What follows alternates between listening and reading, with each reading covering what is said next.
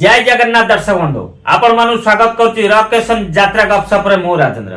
आपण माने समस्त जानिचंती 25-26 यात्रा तो शेष होइनी किंतु इठी यात्रा प्रयोजक माने 26-27 यात्रा वर्ष पई नुआ नाटक तांकर सोशल मीडिया अकाउंट रे पोस्ट कर छलेन।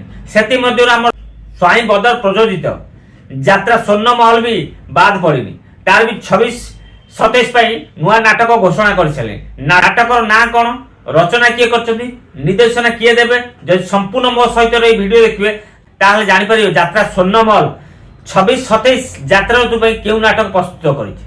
चलंतु देरी न करी वीडियो स्टार्ट करबा।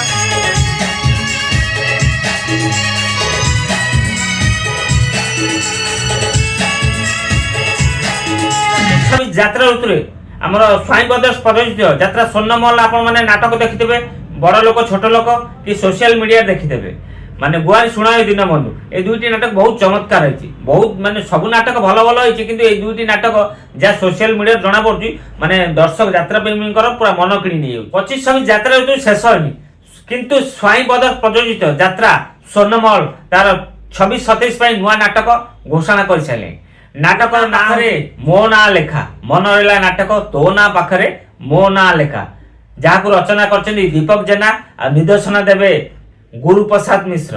आपण मानकु स्वाई ब्रदर्स प्रयोजित यात्रा स्वर्णमहल 26 यात्रा वर्षर जो नुआ नाटक घोषणा है से विषय आपण मानकु कहीदेली। जदि वीडियोटी भल लगिला निश्चित लाइक करियो कमेंट करियो सांगातिक शेयर करियो। जदि नुआ कर वीडियो देखछथि ताले मो चैनल को सब्सक्राइब करियो रखियो।